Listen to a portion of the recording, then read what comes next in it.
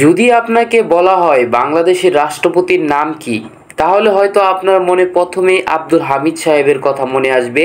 তবে বলে রাখি, তিনি সাবেক রাষ্ট্রপতি। এখন আপনার মনে প্রশ্ন আসতেই পারে যে বাংলাদেশের বর্তমান রাষ্ট্রপতি কে? চিন্তিত হওয়ার কোনো কারণ নেই, আমি বলে দিচ্ছি। বর্তমান বাংলাদেশের রাষ্ট্রপতির নাম মোহাম্মদ শাহাবুদ্দিন।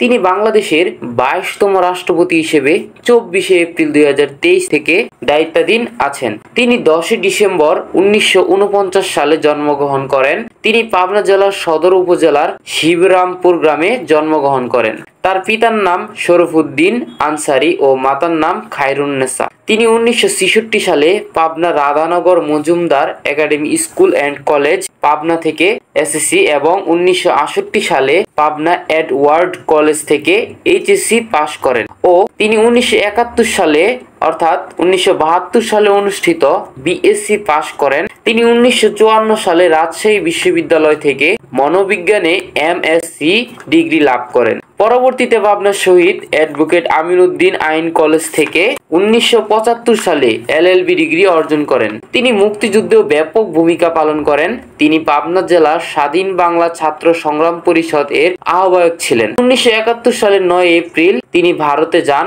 এবং প্রশিক্ষণ নিয়ে পাবনা জেলার বিভিন্ন অঞ্চলে পাকিস্তান হানাদার বাহিনীর বিরুদ্ধে সক্রিয়ভাবে যুদ্ধ করেন। শাহাবুদ্দিন ছাত্র জীবনে পাবনা জেলা ছাত্রলীগের সভাপতি এবং 1974 সালে পাবনা জেলা যুবলীগের সভাপতির দায়িত্ব পালন করেন। 1975 সালের 15 আগস্ট সংঘটিত জাতির পিতা বঙ্গবন্ধু শেখ মুজিবুর রহমান হত্যাকাণ্ডের পর তিনি কারাবরণ করেন। তিনি বাংলাদেশ আওয়ামী লীগের সর্বশেষ 22তম জাতীয় পরিষদে নির্বাচন কমিশনার হিসেবে দায়িত্ব পালন করেন। পরবর্তীতে বাংলাদেশ আওয়ামী লীগের উপদেষ্টা পরিষদের সদস্য ও প্রধানমন্ত্রীর রাজনৈতিক উপদেষ্টা এইচ.টি. ইমামের মৃত্যুতে খালি থাকা প্রচার ও প্রকাশনা উপকমিটির চেয়ারম্যান পদে তাকে মনোনীত করা হয়। তার সম্মানে 2020 সালে পাবনা পৌরসভা কর্তৃক নির্মিত একটি উদ্যানের নামকরণ করা হয় বীর মুক্তিযোদ্ধা মোহাম্মদ শাহাবুদ্দিন চুপ্পু বিনোদন পার্ক। ভিডিওটি ভালো লাগলে অবশ্যই একটি লাইক, একটি কমেন্ট এবং অন্যদের দেখার সুযোগ করে দেওয়ার জন্য